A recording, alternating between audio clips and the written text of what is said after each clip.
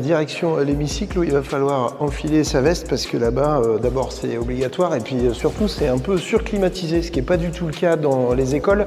Vous avez vu que ces derniers jours il y a eu une nouvelle canicule. On était fin juin, tout début juillet, mais sauf que l'école c'était pas fini et il a fait jusqu'à 30 degrés et ça a été le bazar partout. Alors il y a des écoles qui ont fermé complètement, il y en a qui ont fermé que l'après-midi. Celles qui sont restées ouvertes, il y avait à peine la moitié des élèves et quand ils étaient là, de toute façon, ils étaient HS, donc il n'était pas question de travailler. Le Haut Conseil pour le climat nous dit que d'ici 2050, les épisodes de canicule vont peut-être être multipliés par 5. Il faut se préparer à un réchauffement de plus 4 degrés pour la France. On est déjà à plus 2,2 degrés sur la période récente où on est au-dessus de la moyenne internationale. Pendant le même temps, Emmanuel Macron a décidé de faire une nouvelle convention citoyenne, cette fois-ci pour parler officiellement des rythmes de l'enfant et de l'enfance, en vérité pour essayer de faire bosser les enseignants et les élèves accessoirement un peu plus dans le mois de juillet. En fait, il fait déjà plus de 30 degrés dans les classes, on a décrit le bazar qu'il y a.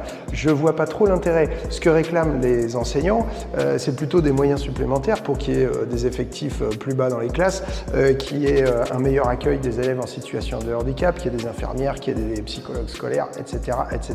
Et de manière générale, pour le climat, d'abord, il faut continuer les politiques d'adaptation à ce réchauffement. Donc, quand le gouvernement fait une pause sur MaPrimeRénov' qui permet de rénover les logements pour y être confortablement, c'est une très mauvaise nouvelle. Et puis il faut continuer les politiques d'atténuation, c'est-à-dire qu'il faut continuer de lutter contre le réchauffement climatique. Et là-dessus, par exemple, quand les macronistes votent avec la droite et le Rassemblement national pour faire une nouvelle autoroute avec l'A69, c'est une très mauvaise nouvelle. Donc plutôt que d'enquiquiner les gamins à venir tout le mois de juillet à cramer dans les classes, il ferait mieux de prendre des décisions qui ne pourrissent pas leur avenir et l'avenir des générations futures.